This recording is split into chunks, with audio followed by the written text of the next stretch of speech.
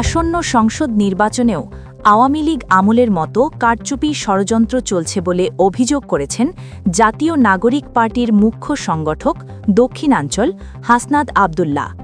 হাসনাত বলেছেন, একটা ইলেকশন ইঞ্জিনিয়ারিংয়ের দিকে আবার আমরা যাচ্ছি। 2024, 2018 ও 2014 সালের যে বিতর্কিত নির্বাচন হয়েছে, আমরা চাই না এই বিতর্কিত নির্বাচনের আর পুনরাবৃত্তি ঘটুক। কিন্তু আমরা দেখতে পাচ্ছি যেভাবে নির্বাচন প্রক্রিয়া চলছে, সেই প্রক্রিয়ায় আরেকটি প্রি ইঞ্জিনিয়ার্ড একটি নির্বাচন আবার জাতি উপহার পাবে। আজ শুক্রবার রাজধানী শাহবাগে শহীদ আবু সাঈদ ইন্টারন্যাশনাল কনভেনশন সেন্টারে এনসিপির এক সভায় একথা বলেন হাসনাত আব্দুল্লাহ। এনসিপির ঢাকা মহানগর উত্তর ও দক্ষিণ এবং ঢাকা জেলা শাখা নিয়ে এ সভা হয়। জুলাই অভ্যুত্থানের পর গঠিত অন্তর্বর্তী সরকার জানিয়েছে, আগামী ফেব্রুয়ারিতে হবে ত্রয়োদশ সংসদ নির্বাচন।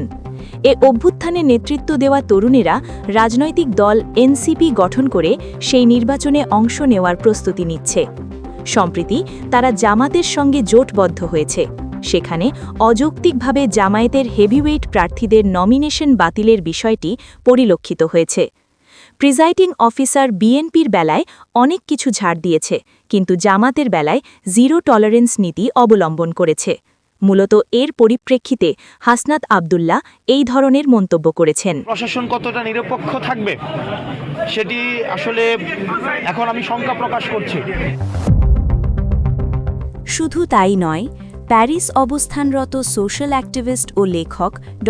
পিনাকি ভট্টাচার্য তার ভেরিফাইড ফেসবুক পোস্টে লেখেন, বিজিএফআই বিভিন্ন মিডিয়াকে চাপ দিয়েছে নির্বাচনে বিএনপির পক্ষে জরিপ করার জন্য।